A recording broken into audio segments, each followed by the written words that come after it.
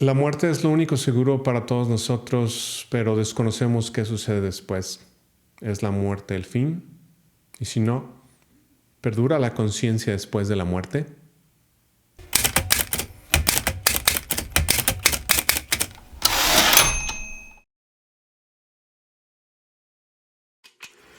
Mi abuelo tuvo una vez un sueño rarísimo.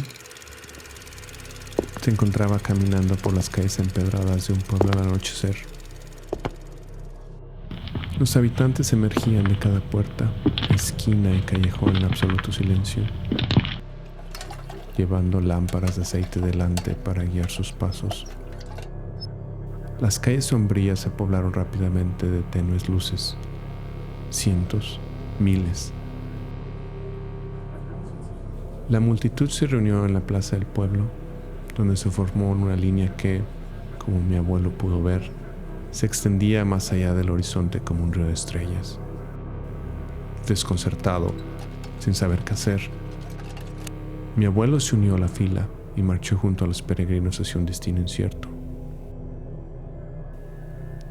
Tras una larga caminata, una mujer vestida con una túnica blanca se acercó a mi abuelo y lo detuvo. ¿Dónde está tu lámpara?, preguntó la mujer con voz tranquilizadora. Mi abuelo salió de la fila. No tengo, dijo, sorprendido al darse cuenta de que, de los miles que formaban la fila, él era el único que no tenía su linterna. «Es que aún no es tu hora», dijo la mujer de ojos brillantes con una sonrisa reconfortante. «Esta es la peregrinación de la muerte, pero aún no estás listo». Mi abuelo se giró con incredulidad, negándose a aceptar que todos a su alrededor ya estaban muertos. «Tienes que regresar por donde viniste, y en 7 días nos volveremos a encontrar», la mujer le advirtió, y mi abuelo regresó, dejando atrás a los peregrinos y sus luces. Mi abuelo caminó sin parar hasta que la noche se volvió tan oscura que ya no podía verse.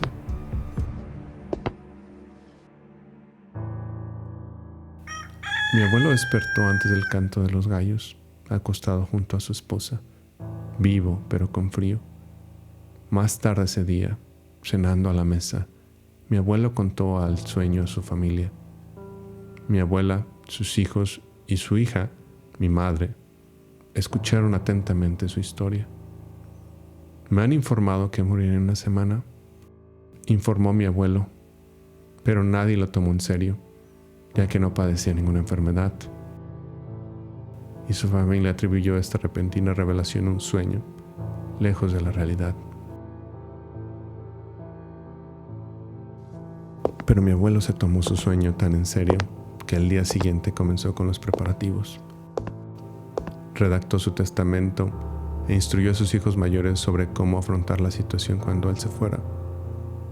Mi abuela empezó a preocuparse por su comportamiento, pero fue hasta que mi abuelo desapareció que entró en pánico.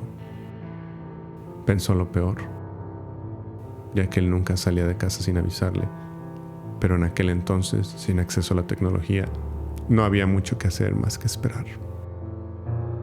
Tras 3 días de ausencia, mi abuelo finalmente regresó a casa. Su familia lo recibió con alegría, pero cuando le preguntaron sobre su paradero, la única explicación de mi abuelo fue que había hecho una peregrinación preparándose para su fallecimiento. Días después, cuando llegó el fatídico día, mi abuelo se levantó más temprano de lo habitual para hacer fin de semana y le pidió a su esposa que preparara la comida antes, ya que quería irse a dormir. Después de comer, mi abuelo fue al baño a afeitarse. Mi madre, que en ese entonces era una adolescente, encontró a su padre inmóvil, con la navaja en mano, a medio afeitar, contemplando algo por la ventana. Ella se acercó para comprender que miraba con tanta atención. «¿No es hermoso?», le preguntó mi abuelo a su hija, con la mirada fija en el follaje del árbol. «¿Qué?», preguntó mi madre, desconcertada. «Los pájaros, su canto», dijo, pero mi madre no pudo oír ni ver un solo pájaro. Después de eso, mi madre dejó solo a su padre, y al regresar lo encontró inconsciente en el suelo, ya muerto. En medio de su dolor, su familia tuvo que admitir que lo que mi abuelo había dicho resultó ser cierto, y tuvieron que aceptar la posibilidad de que tal vez mi abuelo efectivamente había visitado el más allá en lo que ellos creían que era solo un sueño. Y lo que había presenciado en ese lugar, lo quisieron o no, nos espera a todos.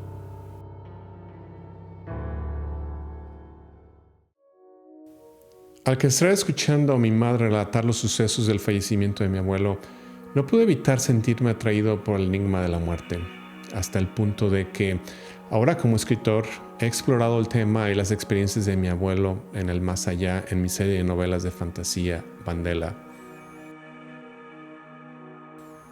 Pero lo más interesante para mí es que cada vez que subo al escenario presentando mis libros y hablando de las experiencias de mi abuelo, siempre hay una o dos personas que se me acercan para confirmar la experiencia de mi abuelo y compartir conmigo sus propias experiencias cercanas a la muerte. Y al escuchar sus experiencias, no puedo evitar preguntarme si realmente existe algo más allá de nuestras muertes biológicas y si estas experiencias cercanas a la muerte podrían ser la ventana para desentrañar el misterio de lo que sucede cuando morimos. Y para eso, primero deberíamos responder a la pregunta: ¿son reales las experiencias cercanas a la muerte?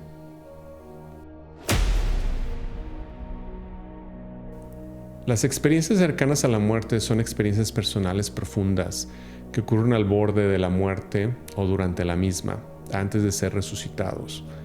La mayoría de ustedes deberían estar familiarizados con las descripciones del túnel de luz, la revisión de la propia vida, el encuentro con familiares o seres de luz y las experiencias extracorporales, donde quien los experimenta explora nuestro mundo físico sin límites. El problema para estudiar este fenómeno radica en que las experiencias cercanas a la muerte son subjetivas en naturaleza. Ocurren completamente en nuestro cerebro y son altamente impredecibles, considerado que la mayoría de las veces médicos y científicos no están presentes cuando ocurren, por lo que es difícil aplicar rigor científico a los datos anecdóticos. En su libro Después de la muerte, el psiquiatra estadounidense e investigador de experiencias cercanas a la muerte, Bruce Greyson, resume décadas de investigación sobre el fenómeno y aclara algunas de las suposiciones y conceptos erróneos más comunes en torno a estas experiencias. He resumido las conclusiones en los siguientes puntos. La mente continúa funcionando independientemente del cerebro. En otras palabras, las experiencias cercanas a la muerte no son producidas por el cerebro como los sueños, considerando que la actividad cerebral disminuye después de 6 o 7 segundos de un paro cardíaco y después de 10 o 20 segundos el electroencefalograma se aplana, lo que indica que no hay actividad en la corteza cerebral responsable de los pensamientos, las percepciones, la memoria y el lenguaje. Las experiencias cercanas a la muerte no son sueños. Se ha demostrado que las experiencias cercanas a la muerte ocurren en personas bajo anestesia general, lo que suprime la actividad cerebral REM o de movimiento ocular rápido, donde ocurren los sueños más vívidos. Además, las mediciones de la actividad cerebral REM en personas que han tenido experiencias cercanas a la muerte muestran que, de hecho, es menor que en otras personas. Las experiencias cercanas a la muerte no se producen por falta de oxígeno en el cerebro. Se teorizó que un cerebro con falta de oxígeno podría producir las alucinaciones asociadas a estas experiencias. Sin embargo, contrariamente a lo esperado, las experiencias cercanas a la muerte se asocian con un aumento de los niveles de oxígeno o con niveles iguales a los de quienes no las experimentaron. Las experiencias cercanas a la muerte no se desencadenan por la estimulación física de una parte específica del cerebro. Muchos científicos han citado el trabajo pionero del neurocirujano Wilder Penfield como evidencia de que la actividad eléctrica anormal en el lóbulo temporal puede causar experiencias extracorporales asociadas con las experiencias cercanas a la muerte. Sin embargo, el neurocirujano Mario Beauregard descubrió que ninguna parte del cerebro estaba asociada con los recuerdos de las experiencias cercanas a la muerte. Más bien, varias partes del cerebro se activaron al recordarlas. Las experiencias cercanas a la muerte no son causadas por una enfermedad mental. La evidencia sugiere que no están asociadas con enfermedades mentales. Las personas con enfermedades mentales tienen experiencias cercanas a la muerte con la misma frecuencia que la población general. En el caso de quienes experimentan experiencias cercanas a la muerte, estas se recuerdan vívidamente durante décadas después del evento y a menudo se recuerdan como más reales que la realidad, a diferencia de quienes padecen enfermedades mentales, que suelen darse cuenta de que sus visiones fueron irreales. Los recuerdos de un episodio de enfermedad mental se desvanecen con el tiempo. Además, los pacientes que reciben medicamentos reportan menos experiencias cercanas a la muerte que los pacientes que no los reciben.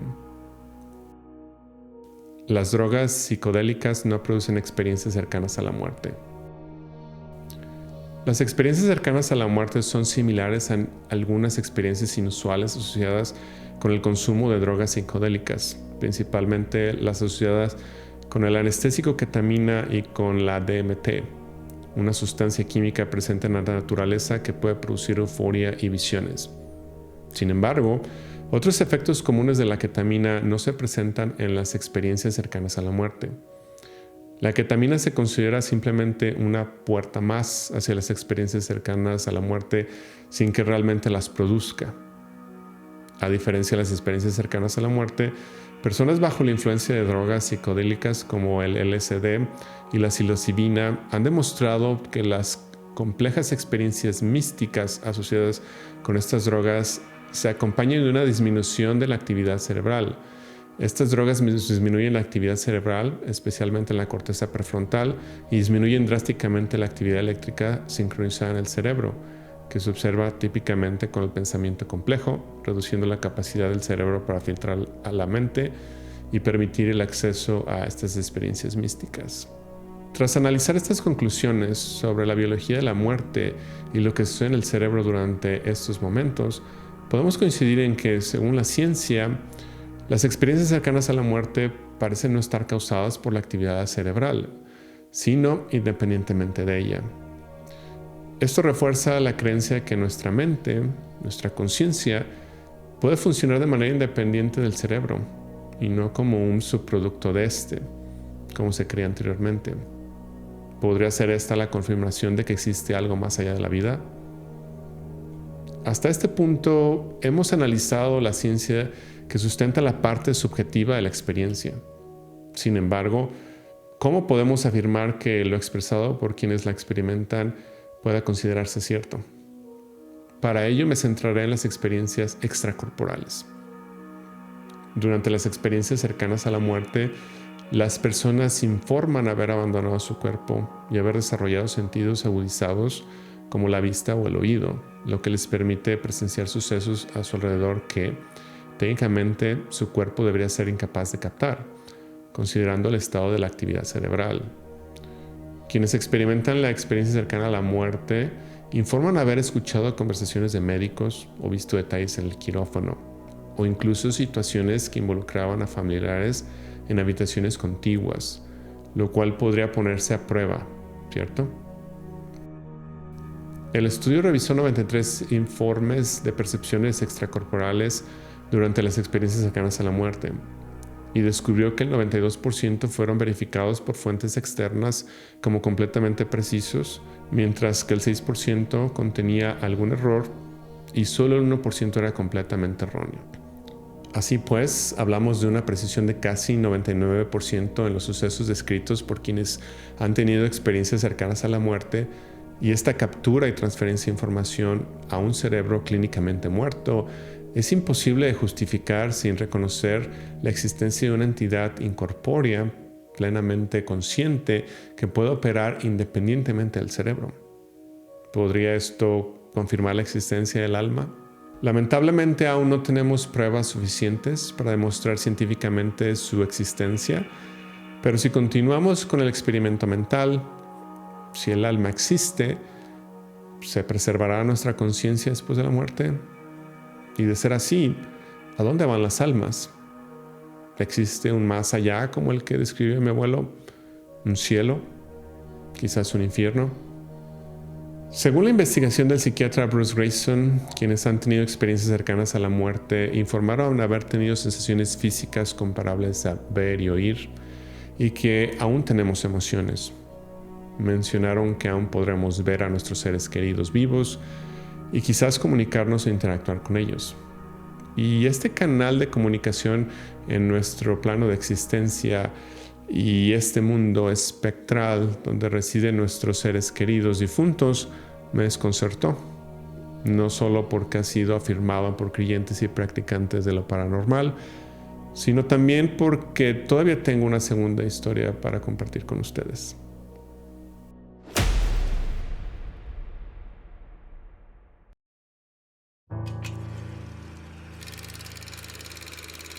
Décadas después de la muerte de mi abuelo, cuando sus hijos ya eran mayores y yo, el menor de sus nietos, ya era un adolescente, mi abuelo se apareció en sueños a su segundo hijo y, según contó mi tío, el propósito de la visita era anunciarle que mi abuelo vendría a llevárselos.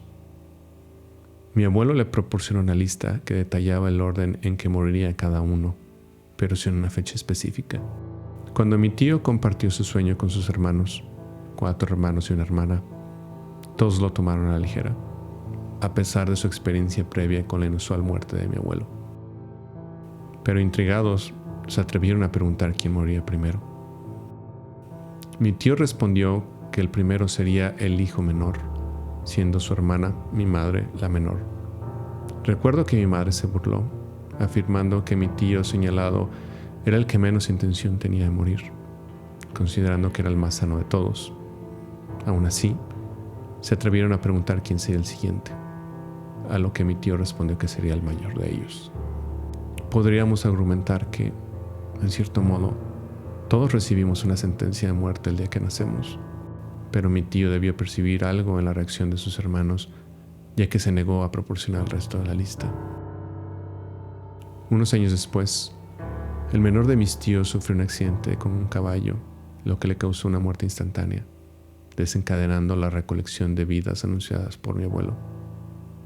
A esto le siguió el fallecimiento de mi tío mayor, debido a una complicación de diabetes, tal como estaba escrito. Mi madre y sus hermanos sobrevivientes se acercaron a mi tío con la intención de conocer el resto de la lista, pero él se negó a proporcionarla sin dar ninguna razón. En mayo de 2022, mi madre fue hospitalizada por un caso de peritonitis derivada de divertículos. A pesar de ser atendida con prontitud, sufrió un caso grave de sepsis, una infección que la mantuvo en el hospital durante semanas con un pronóstico desalentador. Dada su crítica situación, mi hermano y yo anticipamos lo peor. Como por milagro, la infección remitió y mi madre sobrevivió. Le dieron de alta y regresó a casa acompañada de enfermeras para continuar su recuperación. Durante las semanas siguientes, sus familiares estuvieron atentos a su estado, todos menos su hermano, quien había recibido la lista. Mi tío finalmente llamó meses después. Yo estaba sentado junto a mi madre y podía escuchar su voz a través del auricular. Tras un breve saludo, mi madre le reprochó su falta de interés en su estado de salud, considerando que estaba al borde de la muerte y que, si hubiera muerto, no habría podido volver a hablar con su hermana. A lo que mi tío respondió con voz tranquila: «Sabía que no morirías y que podría volver a hablar contigo». «¿Cómo estabas tan seguro?», argumentó mi madre, pero mi tío permaneció en silencio hasta que mi madre cambió el tema. Unos meses después de esa conversación, mi tío falleció y en medio del duelo por su hermano, mi madre comprendió que mi tío estaba seguro de que ella sobreviviría a su enfermedad por muy crítica que fuese la situación, simplemente porque estaba escrito en la lista que sería él, y no mi madre, el próximo en morir.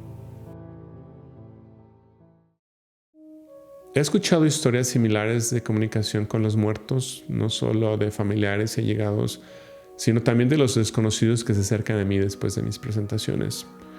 Me resulta difícil descartar estos sucesos como meros sueños o conjeturas debido a la confirmación de la información compartida. Así pues, Podemos explorar la idea de que la conciencia se conserva después de la muerte, al menos parcialmente en algunos casos, para posibilitar estas iteraciones. Esto plantea preguntas sobre la relación entre los sueños y la muerte, ya que los primeros funcionan como una ventana a este plano metafísico. Podríamos argumentar que durante el sueño, la desconexión de la corteza frontal, que controla el aspecto lógico del cerebro, y del tálamo, que actúa como guardián impidiendo que la información sensorial llegue a la corteza, permite que partes más primitivas del cerebro, como la amígdala, encargada de regular las emociones, y el hipocampo, encargado de almacenar nuestros recuerdos, tomen el control. Y tal vez, al no verse eclipsado por la lógica, un sexto sentido oculto en nuestro cerebro permite que se produzca este tipo de comunicación no sensorial. Sé que este flujo de información proveniente del futuro plantea el desafío de causar una paradoja de bucle causal, también llamada paradoja de predestinación, que trata de cómo la información proveniente del futuro puede alterar el pasado hasta el punto en el que el futuro original ya no puede existir. Pero algo interesante del estudio del psiquiatra Bruce Greyson es que la mayoría de quienes experimentan experiencias cercanas a la muerte reportan estar fuera del flujo del tiempo y que todo parecía suceder a la vez, o que parecían avanzar y retroceder en el tiempo. Esto me hace pensar que tal vez, si el alma se libera de la jaula de carne, ya no está atada por las limitaciones de la gravedad en el continuo espacio-tiempo del universo, y una vez muertos rompemos la localidad y nos adentramos en un reino cuántico donde la información intercambiada entre partículas parece capaz de fluir hacia adelante y hacia atrás en el tiempo. En un video anterior debatí si nuestra conciencia es producto de nuestras experiencias de vida ligadas a nuestro cuerpo biológico, o si lo que consideramos nuestra alma es una esencia inmutable que recibimos al nacer. Pero independientemente de lo que creamos, la investigación que realizamos hoy apunta al hecho de que la conciencia puede existir sin el cerebro, al menos de alguna manera, y que después de la muerte podemos experimentar algún tipo de existencia, aunque sea breve, como ondas que se desvanecen en este estanque al que llamamos vida. Gracias por ver. Si te gustó el video, compártelo y suscríbete a mi canal. También puedes visitar mi blog, donde encontrarás más artículos que abordan temas similares. O si disfrutas de la literatura que invita a la reflexión, es posible que también te guste mi serie de novelas de fantasía oscura. Los enlaces se encuentran en la descripción a continuación. Gracias de nuevo y nos vemos la próxima. Adiós.